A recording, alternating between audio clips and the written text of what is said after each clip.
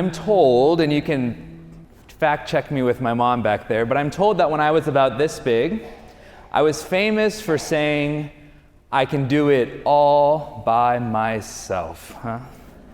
Do we have anybody else out there famous for that when they were a kid?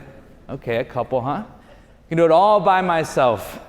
To be honest with you, I wish I grew out of that when I was 2 or 3 years old, but what seems to happen is that it kind of followed me into my adult life. And I tried to live my life kind of self-sufficient. I can do it all by myself. And when life's going good, sometimes we can. But when life gets hard, when life gets difficult, when things are thrown at us that we're not expecting, and we get beat up on every different side, trying to do it by ourselves gets exhausting. Trying to do it by ourselves becomes unbearable. But brothers and sisters, were we ever meant to do it by ourselves? Were we ever asked to live this life on our own? Were we ever asked just to grit our teeth and try to get through it? From the very beginning of creation, the very first thing God proclaimed about man was that it wasn't good for him to be alone. That he knew that we needed helpmates. He knew that we needed people in our lives to support us, to nudge us on, to say, don't give up, it's gonna be okay. There's another tomorrow to try again. I know that in my life, when I get weary, I wanna throw it away sometimes. Even getting weary being a priest, I'm like, Lord, really? Does it have to be this hard? Maybe I can just go back to my old life and become a youth minister again or something. I don't know, right? Just kind of go back to it and kind of throw it out. And the Lord always speaks these two things to me. He says, Tim, what you need is grace and community.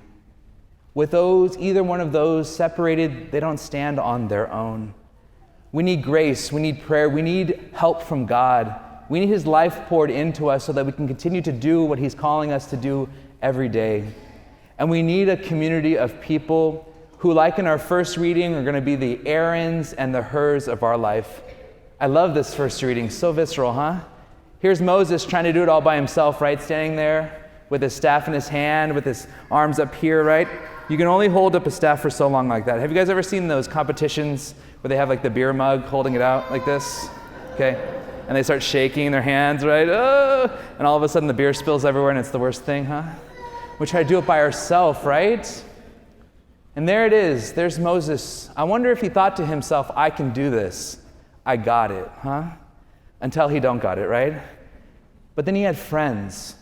He had Aaron and he had Hur, who saw his need, who saw that he was getting tired, who recognized that, and who they did this cool thing. They brought over a rock, and they sat it on the ground, and they put Moses on the rock, and they sat him down.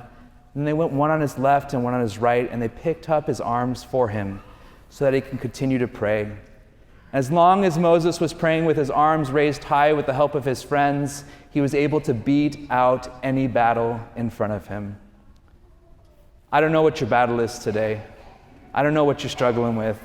I don't know what the thoughts are going through your heart and your mind or what's going on at home. What battle that we're just about done fighting, that we want to throw in the towel.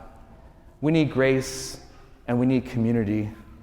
We need the Lord to come into our lives and to give us the hope today, to give us his life in this Eucharist, to fill us up, to strengthen us to go on another day.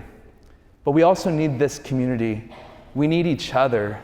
And we need each other to look into each other's eyes and to recognize when the person next to us is hurting, when the person next to us is getting weary, getting worn out. How little do we look into each other's eyes anymore, huh? But how often do we look into our screens with this death reflection back at us in the black mirror, huh? But God's asking us, and he's inviting us today to put it down for a second and to look at each other. I know that our confirmation candidates are going out to dinner tonight with each other, huh?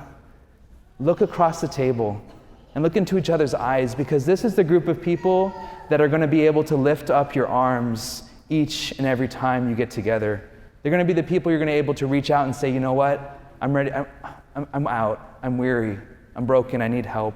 And they're the people who are going to come around you and lift up your arms and continue along that journey. Husbands, look at your wives.